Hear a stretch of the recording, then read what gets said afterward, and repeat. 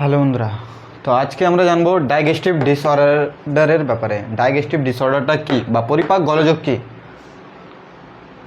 খাবার যে খেলাম, খাবার পর পাইপথ দিয়ে তো বের করে দিই বিভিন্ন শারীরিক প্রক্রিয়ার মাধ্যমে এবং শরীরে এনার্জি দান করি। এবার এরই মধ্যে যে গোলযোগ আছে বা রোগ আছে তাকে বলা হয় ডাইজেস্টিভ ডিসঅর্ডার। ডাইজেস্টিভ ডিসঅর্ডারের মধ্যে কী কী পড়ে? প্রথম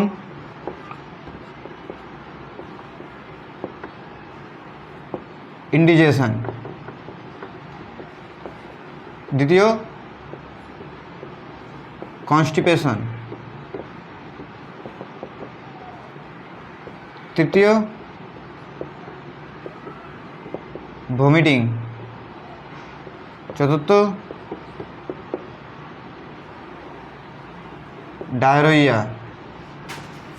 ডায়রিয়া, পঞ্চম পুষ্টির অভাব।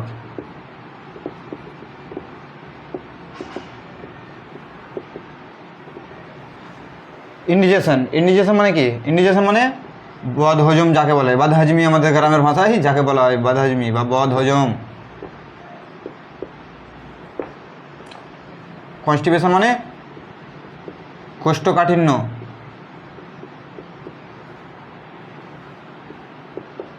ভমিটিং মানে বমি আমাদের গ্রামের ভাষায় বলা হয় এবং ভালো ভাষায় বমন। ডায়রিয়া মানে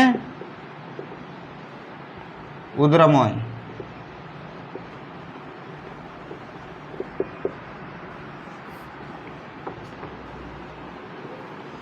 ডায়রিয়া মানে উদ্রাময় এবং পুষ্টির অভাবের কারণে পুষ্টির অভাবে যে রোগ হয়। এবং আরেকটা আছে জন্ডিস।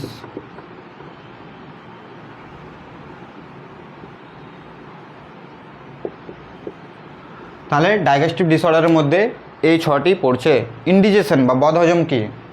বদহজম হচ্ছে খাবার খাওয়ার পর আমাদের স্টোমাকে স্টোর থাকে, স্টোমাকে যে বসে থাকে, যাকে আমাদের গ্রাম্য ভাষায় স্টোমাক মানে কি পাকস্থলী, গ্রাম্য ভাষায় কী বলা হয় ভোঁড়ি যাকে বলা হয় ভোঁড়ি। এই যে পেট, এখানে স্টোর থাকে এবং স্টোরের পর এখানে HCl খরিত হয়।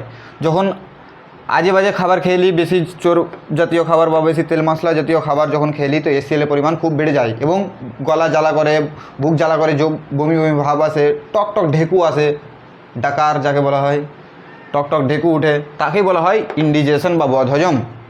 বদহজমকে ঠিক কীভাবে করব? একে আমরা অ্যান্টাসিড নিতে পারি। প্রথম কথা, অ্যাসিড বেস মানে ব্যালেন্স রাখবে। বেশি পরিমাণ জল খাবার খেতে পারি।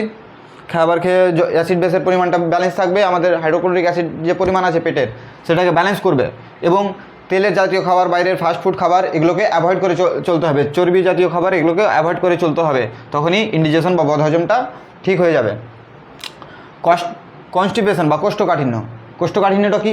এই যে পায়খানা যখন করতে বসি তো একদম পায়খানা হয় না, খুবই প্রেসার দিতে হয় বা খুবই অসুবিধার সাথে কড়া টাইট একদম পায়খানা হয়, সেই জিনিসটাকে বলা হয় কনস্টিপেশন। কনস্টিপেশনের কারণটা কি? কম ফাইবারযুক্ত খাবার খাওয়ার কারণে বা জলের পরিমাণ কমের জন্য কোষ্ঠকাঠিন্যটা হয়। তাহলে কোষ্ঠকাঠিন্যকে দূর করতে গেলে কী করতে হবে? কোষ্ঠকাঠিন্য বেশি হয়ে গেলে জলের পরিমাণ বেশি নিতে হবে, জলের ব্যালেন্সটা ঠিক রাখতে হবে এবং ফাইবারযুক্ত খাবার খেতে হবে। ফাইবারযুক্ত খাবারের মধ্যে কী পড়ছে? ফাইবারযুক্ত খাবারের মধ্যে পড়ছে বাদামের ডাল বা মুসুরির ডাল, এগুলো হচ্ছে আপেলের মধ্যে ফাইবার থাকে এবং বিভিন্ন ধরনের খাবার আছে, পালং শাক যেরকম, এদের মধ্যে ফাইবারযুক্ত খাবার থাকে। তো এই খাবার খেলে কোষ্ঠকাঠিন্যটা দূর হয়। এবং মেডিসিনালের ক্ষেত্রেও মেডিসিনও আছে, লাক্সেটিভ পার্গেটিভ জাতীয় মেডিসিন আছে, সেগুলোও দেওয়া হয় কোষ্ঠকাঠিন্যের ক্ষেত্রে। তাহলে ভমিটিং বা বমি বা বমনটা কি? এই যে খাবার পর স্টোমাকে কোনো ইনফেকশান বা ইন্টেস্টাইনের কোনো ইনফেকশান মানে অন্ত্র এবং পাকস্থলী, আর গ্রামের ভাষায় কী বলা হয়? ইয়েতড়ি আর ভোঁড়ি। পাকস্থলীকে বলা হয় ভোঁড়ি আর ইয়েতড়ি যাকে ক্ষুদ্রান্তকে বলা হয় ইয়েতড়ি। ঠিক আছে? তো এই যে দুটার বিক্রিয়ার কোনো ইনফেকশনের কারণে বমি ভাব বা পাতলা মুখ দিয়ে রিফ্লাক্স বডি থেকে বের করে দিই, একেই বলা হয় বমি। আমাদের ডাইজেস্টিভ সিস্টেমটা কীরকম?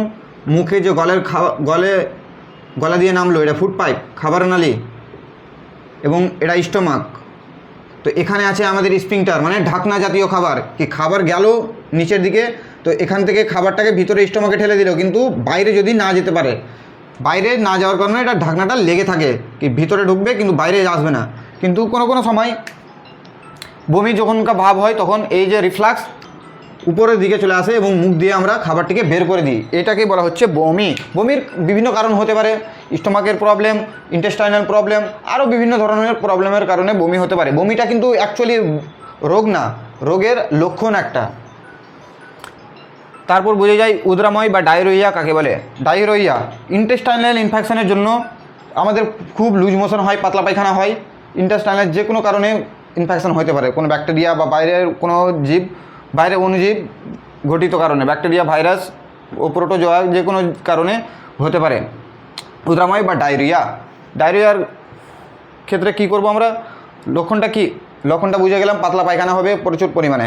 তাহলে ডায়রিয়া হলে আমাদের কী করণীয়, ডায়রিয়া হলে জলের পরিমাণ প্রচণ্ড, পাতলা পাতলা পায়খানা হয় মানে জল স্টোর হয়ে থাকতে পারে না আমাদের বডি থেকে, পাতলা পায়খানা হয়ে জল সব বেরিয়ে যায়। তাহলে কি করতে হবে ডায়রিয়ার ক্ষেত্রে, ডায়রিয়ার ক্ষেত্রে প্রচুর পরিমাণে জল খাবার খেতে হবে, জল প্রচুর পরিমাণে নিতে হবে যাতে আমাদের বডিতে ব্যালেন্স, জলের ব্যালেন্স থাকে, এবং গ্লুকোজও নিতে হবে যাতে আমাদের বডিতে গ্লুকোজের লেভেলটাও স্টেবল থাকে। কারণ উদ্রাময় হলে বা ডায়রিয়া বা পাতলা পায়খানা হয়ে গেলে আমাদের শরীরে এনার্জি কিন্তু লস হয়ে যাবে, এনার্জি পুষ্টি সংরক্ষিত হবে না। তো কি করব, কি করা যায়, সব তো বের করে দিচ্ছে, তো আমাদেরকে তো আবার পুষ্টি নিতে হবে। তার জন্য গ্লুকোজ প্লাস জল বা ওআরএস বলা হয়, ওআরএস পাউডার, এগুলো খাবার খেতে হবে। এবং পায়খানা থামানোর জন্য, লুজ মোশন থামানোর জন্য আমাদের মেডিসিনাল ব্যবস্থা নিতে হবে। মেডিসিনাল ব্যবস্থাও অনেক রকম আছে, তা মেডিসিন।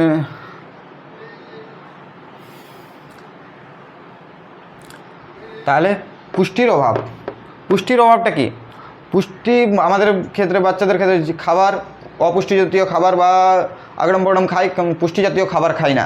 এখনকার যুগে তো দেখতে পাচ্ছে বাচ্চাগুলো দোকানের খাবার বেশি খায়, কিন্তু বাড়ির খাবার কোনো খায় না, পুষ্টি জাতীয় খাবার কোনো কিছু খেতে চায় না। তো পুষ্টি জাতীয় খাবার যদি না খায় তাহলে শরীরে পুষ্টির অভাব হবে এবং পুষ্টি ঘটিত অভাবের জনিত রোগ হবে। বাচ্চাদের ক্ষেত্রে এই রোগ বেশি দেখা যায়। তো পুষ্টির অভাব জাতীয় রোগ দুটো হয়। কী কী দুটো পুষ্টির অভাব জাতীয় রোগ, একটা হচ্ছে ম্যারাসমাস, আর একটা হচ্ছে কোয়াশিয়কর। ম্যারাসমাস আর কোয়াশিয়কর, এই দুটার কী দেখে পরিচিত করব, ম্যারাসমাস আর কোয়াশিয়করের। ম্যারাসমাস হচ্ছে পুরো বডি একদম পাতলা থাকবে, এবং কোয়াশিয়করের মধ্যে দেখব পুরো বডি পাতলা থাকবে কিন্তু পেটটা ফাঁপা থাকবে। এর এক্সপ্লেনেশন যদি হয় তো আমি পুরো অন্য ভিডিওতে দেখাবো, অন্য ভিডিওতে জানাবো। এখন সাধারণত বোঝার জন্য চেষ্টা করি কি ম্যারাসমাস আর কোয়াশিয়কর কি।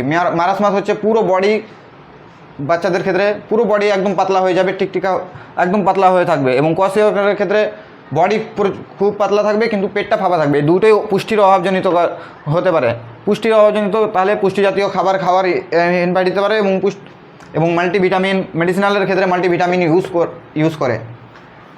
এবার জানবো জন্ডিসের ব্যাপারে, জন্ডিসের ব্যাপারে ডিটেলসে জানি। তো এখন জেনে নিই জন্ডিসের ব্যাপারে। জন্ডিস কি,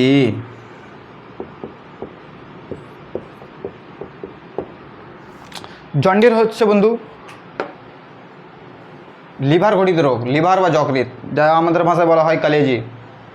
তো কালেজি ঘটিত রোগ, কালেজি যখন দুর্বল হয়ে পড়ে বা ফুলে যায় বা ইনফেকশন হয়ে যায় তখন কি হয়, বিলিরুবিনের পরিমাণ বেড়ে যায়। বিলিরুবিনটা কি, বিলিরুবিন হচ্ছে লিভার তৈরি করে বিলিরুবিন, যেটা আমাদের বডির হজম করতে, আমাদের শরীরে হজম করাতে সাহায্য করে। যখন ইনফ্লামেশন হয়ে যায়, কালেজি ফুলে যায় বা ইনফেকশন হয়ে যায় তখন বিলিরুবিন প্রচুর পরিমাণে উৎপন্ন করে, বেশি পরিমাণে উৎপন্ন করে স্বাভাবিকের তুলনায়। তখন কি হয়, বডিতে, পুরো বডিতে ছড়িয়ে পড়ে বিলিরুবিন, এবং পুরো বডি হলুদ হয়ে যায়, চোখও হলুদ হয়ে যায়, এবং ইউরিন পেশাবও হলুদ হয়ে যায়। এই কন্ডিশনটাকেই বলা হয় জন্ডিস। তো জন্ডিস কী বুঝলাম, কালেজি ফুলে যাওয়া বা ইনফেকশন হয়ে যাওয়ার কারণে বিলিরুবিনের পরিমাণ বেড়ে যাওয়াকে জন্ডিস বলা হয়। জন্ডিসের কারণ কী কী, জন্ডিস দু কারণে হতে পারে, জন্ডিস দু কারণে হতে পারে। এক হেপাটাইটিস, দ্বিতীয়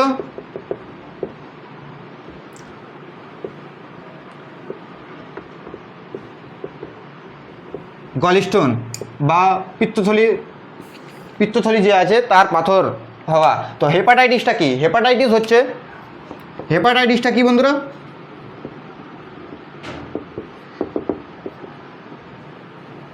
ইনফ্লামেশন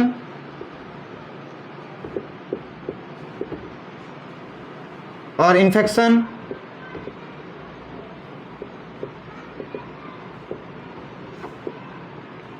of liver, লিভারের ইনফেকশন হয়ে যাওয়া বা ইনফ্লামেশন হয়ে যাওয়া, মানে ইনফেকশন হয়ে যাওয়া, ফুলে যাওয়া, লিভার ফুলে যাওয়া কন্ডিশন বা ইনফেকশন হওয়া কন্ডিশনটাকে বলা হয় হেপাটাইটিস। হেপাটাইটিস কী কী কারণে হতে পারে? হেপাটাইটিস 3 কারণে হতে পারে, 3 ধরনের হতে পারে হেপাটাইটিস। অ্যালকোহলিজম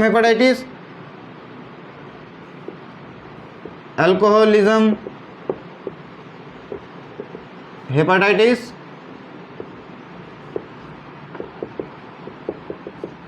2 টক্সিক হেপাটাইটিস, 3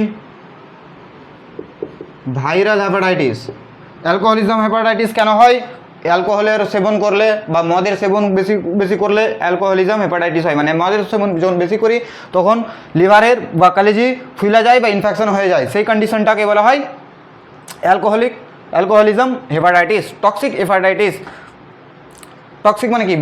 বিষক্রিয়া জাতীয় কোনো মেডিসিন আছে, সেই ক্ষেত্রে টক্সিক হেপাটাইটিস হয়। কোনো মেডিসিন নেওয়ার জন্য লিভার ইনফেকশন বা লিভার ফুলে যায়, সেই কন্ডিশনটাকে বলা হয় হেপাটাইটিস। এবং ভাইরাল হেপাটাইটিসটা কি? দূষিত খাবার খাওয়া বা দূষিত জল পান করা বা দূষিত রক্ত আমাদের বডিতে নেওয়া ক্ষেত্রে হেপাটাইটিসটা হয়, সেইটাকে বলা হয় ভাইরাল হেপাটাইটিস। মানে দূষিত খাবার বা দূষিত জল বা দূষিত রক্ত যখন বডিতে নিই, সেই ক্ষেত্রে হেপাটাইটিস যদি হয়ে যায় তখন তাকে বলা হয় ভাইরাল হেপাটাইটিস। তাহলে এই জন্যই হেপাটাইটিস হয়। আর জন্ডিসের মেন কারণ কি হচ্ছে? হেপাটাইটিস আর গলস্টোন। তাহলে জন্ডিস থেকে বাঁচতে গেলে কি করতে হবে? যারা অ্যালকোহল সেবন করে, মদ্যপান সেবন করে, তাদেরকে মদ্যপান অ্যাভয়েড করে চলতে হবে। যাদের টক্সিক হেপাটাইটিস হচ্ছে বা বিষক্রিয়া হেপাটাইটিস, তো মেডিসিন বিনা ডক্টরের পরামর্শ নিয়ে নেওয়া যাবে না। ডক্টরের পরামর্শ নিয়ে মেডিসিন নেওয়া চলবে, না হলে টক্সিক হেপাটাইটিস আরও বেড়ে যাবে। ভাইরাল হেপাটাইটিসকে অ্যাভয়েড কেমন করে করব? ভাইরাল হেপাটাইটিস দূষিত খাবার, এই যে বাইরের খাবার বা তেল জাতীয় খাবার বা ফ্যাট জাতীয় খাবার, এই খাওয়ার কারণেও বেশি ভাইরাল হেপাটাইটিস হয়। তাহলে বাইরের যে দূষিত খাবারগুলো আছে খোলা মেলাতে বিক্রি করে, সেগুলো অ্যাভয়েড করে চলতে হবে। দূষিত জল পান, সেখানের জল খাওয়া চলবে না, বাইরের সেখানের জল খাওয়া চলবে না। এবং ব্লাড নেওয়ার আগে যদি ব্লাডের অভাব হয় এবং ব্লাড যদি কোনো মানুষের মধ্যে আসে, সেই ক্ষেত্রে ব্লাডকে আগে টেস্ট করে দূষিত আছে নাকি সেটা জেনে নিয়ে ব্লাডটাকে নিতে হবে।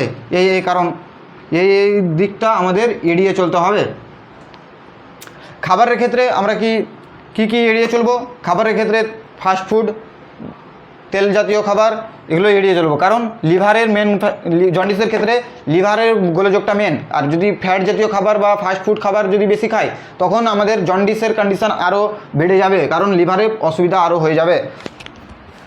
এর লক্ষণগুলো কী? সিমটমস কী? সিমটমস কি? পেট ব্যথা হবে, স্টোমাক পেন। দ্বিতীয়, নজিয়া বা ভমিটিং।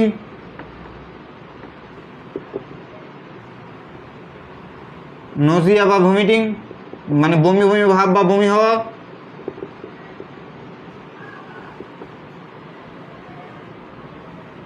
বমি ভাব বা বমি হওয়া, যখনই খাবার খেতে যাবে বমি ভাব হবে বা বমি হবে। বডি চুলকাবে, ইচিং হওয়া, পুরো বডি চুলকাতে পারে, পুরো বডি লাল হয়ে যেতে পারে, হলুদ হয়ে যেতে পারে।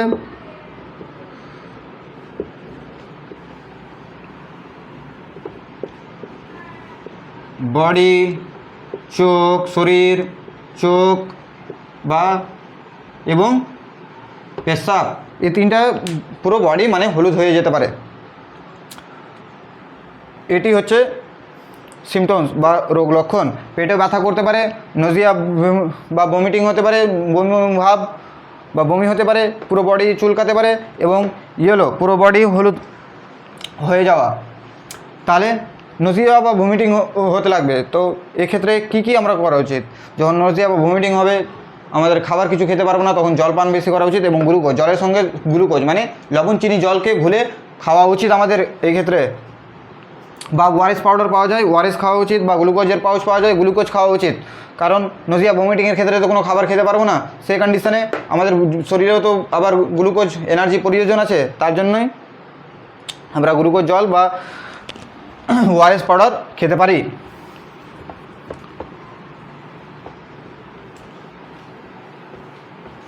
ডিটারমাইন কী করে করব? জন্ডিসের ডিটারমাইন কী করে করব? এলএফটি বলে একটা টেস্ট আছে, এলএফটি বা liver function test. Liver function test, এটা ব্লাড টেস্ট। ব্লাড টেস্টের ক্ষেত্রে এলএফটি করা হতে পারে। লিভার ফাংশন টেস্ট, এক্ষেত্রে কী পাবো? বিলিরুবিনের পরিমাণ, বিলিরুবিন হাই থাকবে এবং এসজিওটি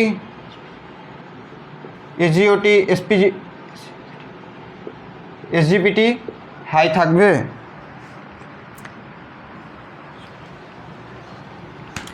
তাহলে লিভার ফাংশন টেস্ট করালে এই দুটো জিনিস যখন হাই থাকবে, তখন আমরা বুঝে যাব কি এই পেশেন্টটাকে জন্ডিস আছে। তো খাবার কী কী খেতে হবে, খাবার কী কী এড়িয়ে যেতে হবে, সেগুলো এড়িয়ে যেতে হবে এবং খাবার কী কী খেলে ভালো হবে। পেঁপে, লিভারের জন্ডিসের ক্ষেত্রে পেঁপের সবজি খাওয়া সবথেকে ভালো এবং ফ্রেশ ফুড বলতে ফলমূল ভালো করে ধুয়ে কিন্তু খেতে হবে, যাতে বাইরের দূষিত পদার্থ না থাকে এবং হেপাটাইটিস আবার না হয়ে যায়, ভাইরাল হেপাটাইটিস না হয়ে যায়, সেদিকে ধ্যান রেখে বাইরের খাবার এড়িয়ে চলতে হবে এবং ফাস্টফুড এগুলো এড়িয়ে চলতে হবে। তাহলে বন্ধুরা, এখান থেকেই আমাদের ছিল ডাইজেস্টিভ ডিসঅর্ডারের ব্যাপারে। আমরা সহজে জেনে নিলাম কি ডাইজেস্টিভ ডিসঅর্ডারের মধ্যে কী কী পার্ট পড়ে।